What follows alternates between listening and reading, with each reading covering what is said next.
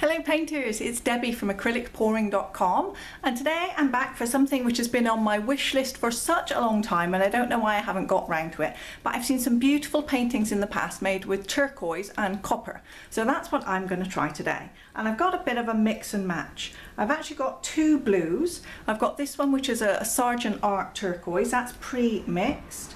Then I've got this Artist Loft light blue, and that's this one just here. For my copper colour, I've got the Liquitex Basics in copper, but I've also added to it some of my copper sparkle. These are mica powders that I had left over from when I used to do soap making. So if I can get the top off.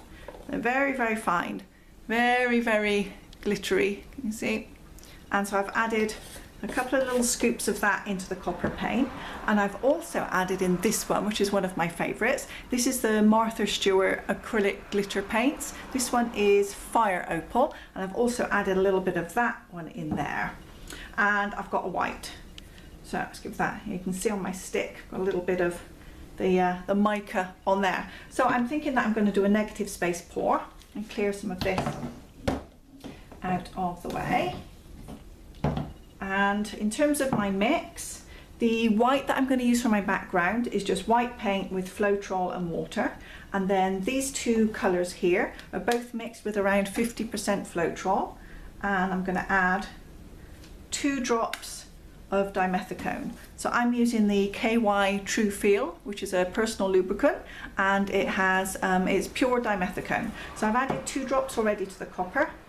Let me also mix in 2 drops to this light blue. For some reason this light blue was really quite difficult to mix today, and so it's quite frothy. I've had to mix it quite a lot and it feels kind of frothy and bubbly, so hopefully that won't give us too much trouble. So that's everything mixed. I've also got the Sergeant Art, which has it's pre-mixed with Floetrol water and treadmill lubricant, and the same for the pre-mixed white. So what I'm going to do first of all, I think, is start off just with a layer of the white on the canvas, which doesn't have any kind of lubricant or anything in it, no oils. I've already prepared the canvas in advance anyway, just by painting it with a base coat of white, and made sure that's all around the edges anyway, so that I don't have to worry too much about getting paint all the way over the edge of the canvas, because I know that it's already fully covered. So as long as I've got enough on here. Oh, was that a little lump of something? I don't know. Is it a little? No, I think it's just a bubble.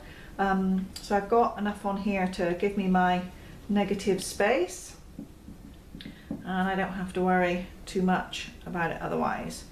So once I've got that spread out on there, I'm just going to take off this glove to make it a bit easier to work. Oh, that was no good, was it? Because I had talc in my glove to get it on easy because it's so hot. So now I've dropped talc in my mix. Well, this is going to be interesting. This will be the first pour that I've ever done which has got talcum powder in the paint. So I wonder what's going to happen. Let's see. If I can get my a brush, and just if I can pick these off a moment. Okay, so I tried to pick out as much of the talc as I could with a paintbrush, and then I was using a new paintbrush and the bristles started coming out the brush into the paint. So it was just one thing after another. However, I'm going to put that to one side because I want to make up a dirty pour cup for my turquoise and copper section. So let me just drag this out of the way.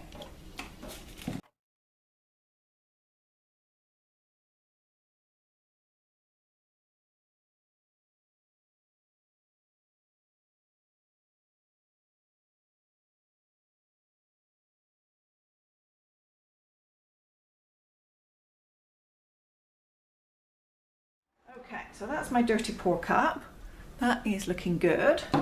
Let me pull over our white canvas back again. Put some of these things out of the way. Okay, I'll zoom back out. Oh, that's in. There we go.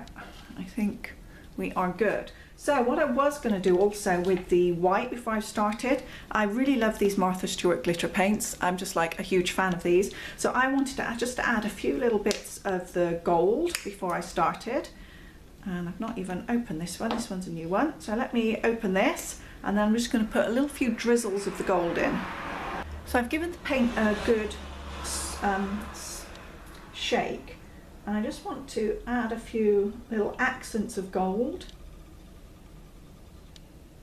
And I'm pouring it straight out of here because these are reasonably thin already. And then I want to move it about if I can with my paintbrush and see what I can create, just for something a little bit different, because I'm always looking for, you know, something a little bit different to do with the pores. So I thought by doing this, I've certainly not done anything like it before, I'll just add a few little gold accents into the white area and we'll see what happens. That looks kind of cool. I do the same over here, kind of drag it about and a few little swirly bits, and it'll drag the glitter parts off into the other bits of the white too. So we'll see what that looks like when it's dry. Hopefully it'll look cool, but I'm often not known for my good ideas, so we will see how that turns out.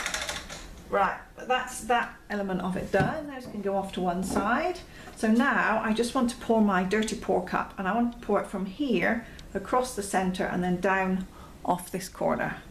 So let's give it a little shimmy in the cup, and I'm going to start the pour off the canvas and then bring it on.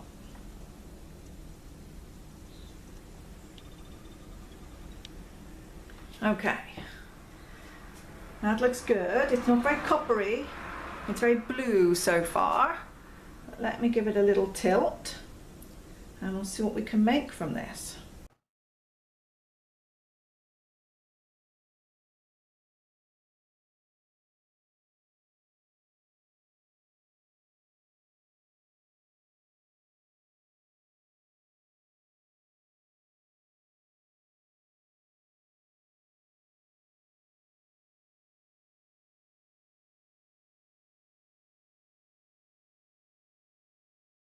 Okay, and see if I can just pour something thin through here. Oh, I'm not very good with thin. Okay, that's reasonably thin, that's not too bad. So now if I tip, let's see, hopefully it balances out and doesn't leave too much white now.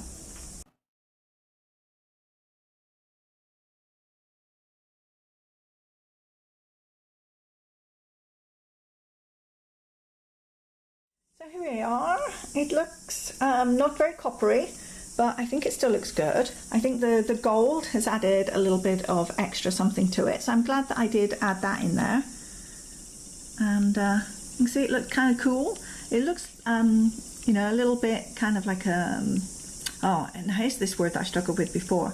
I was saying geography. I don't mean geography, I mean geology. You know, where you see layers through the rocks and things. And I wanted this to look quite natural, and you can see if you look very closely, I don't know if the camera will focus in that closely, on the edge where the colours meet the white, there's the line of the mica, which seems to be bleeding out into the white just there, which looks really cool. So I hope that will continue on when it dries. And some of these edges too, these are bleeding out into the white. So again, I'm very happy, and I'll show you what it looks like when it's all dried.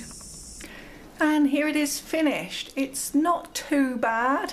The gold elements in it really are very, very sparkly, really nice. But I think the blue and the turquoise and the copper here is a bit disappointing for me. It's come out a little bit dull, more dull than I would hope. So although it's dry, I'm not going to varnish this one. I'm not going to call this one a keeper. I think it's a repour, and it's a project that I will have to revisit in the future. But thanks for watching, and I'll hope to see you in the next video.